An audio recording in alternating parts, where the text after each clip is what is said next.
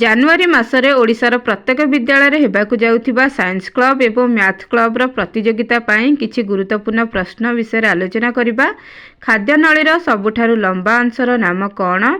ଏହାର ଉତ୍ତର ହେଉଛି କ୍ଷୁଦ୍ରାନ୍ତ। ପରବର୍ତ୍ତୀ ପ୍ରଶ୍ନଟିକୁ ଦେଖିବା। ପରବର୍ତ୍ତୀ ପ୍ରଶ୍ନଟି ହେଉଛି କେଉଁ ଉଦ୍ଭିଦ କୀଟ ପତଙ୍ଗକୁ ହଜମ କରିପାରେ? ଏହାର ଉତ୍ତର ହେଉଛି କମଣ୍ଡଳୁ। କମଣ୍ଡଳୁ କୀଟ ପତଙ୍ଗକୁ ହଜମ କରିପାରେ। ପରବର୍ତ୍ତୀ ପ୍ରଶ୍ନଟିକୁ ଦେଖିବା। ବିଶ୍ୱର ପ୍ରଥମ ତାପମାନ ଯନ୍ତ୍ର ବା ଥର୍ମୋମିଟର କିଏ ଉଦ୍ଭାବନ କରିଥିଲେ? ଏହାର ଉତ୍ତର ହେଉଛି ଗାଲିଲିଓ, ଯିଏକି 1592 ମସିହାରେ ଉଦ୍ଭାବନ କରିଥିଲେ। ପରବର୍ତ୍ତୀ ପ୍ରଶ୍ନଟିକୁ ଦେଖିବା।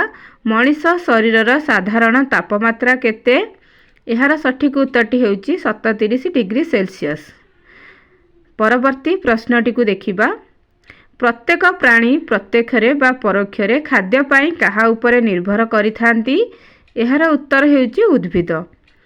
ଉଦ୍ଭିଦ ଉପରେ ପ୍ରତ୍ୟେକ ପ୍ରାଣୀ ଖାଦ୍ୟ ପାଇଁ ନିର୍ଭର କରିଥାନ୍ତି।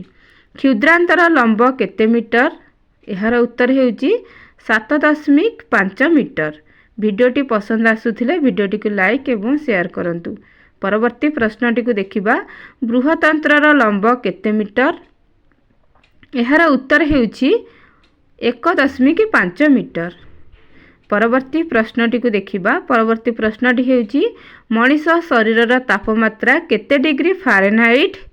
ତ ଫାରେନହାଇଟ୍ରେ ଯଦି ଆମେ ଦେଖିବା ତେବେ 98.4 ଡିଗ୍ରୀ ଫାରେନହାଇଟ୍।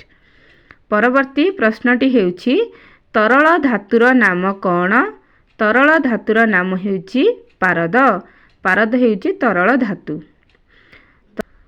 ପରବର୍ତ୍ତୀ ପ୍ରଶ୍ନଟିକୁ ଦେଖିବା। ବେଙ୍ଗ କାହା ସାହାଯ୍ୟରେ ଶ୍ୱାସକ୍ରିୟା କରିଥାଏ? ତ ଏହାର ସଠିକ୍ ଉତ୍ତରଟି ହେଉଛି ବେଙ୍ଗ ଫୁସ୍ଫୁସ୍ ଓ ଚର୍ମ ମାଧ୍ୟମରେ ଶ୍ୱାସକ୍ରିୟା କରିଥାଏ। ଯଦି ଆପଣମାନଙ୍କୁ ଭିଡ଼ିଓଟି ଭଲ ଲାଗିଥାଏ ତେବେ ଭିଡ଼ିଓଟିକୁ ଲାଇକ୍ କରିବା ସହିତ ଚ୍ୟାନେଲଟିକୁ ସବସ୍କ୍ରାଇବ୍ କରନ୍ତୁ। ଏହିଭଳି ନୂଆ ନୂଆ ଭିଡ଼ିଓ ଦେଖିବାକୁ ଚାହୁଁଥିଲେ ଆମ ଚ୍ୟାନେଲ ସହିତ ଯୋଡ଼ି ହୋଇକି ରୁହନ୍ତୁ। ଧନ୍ୟବାଦ।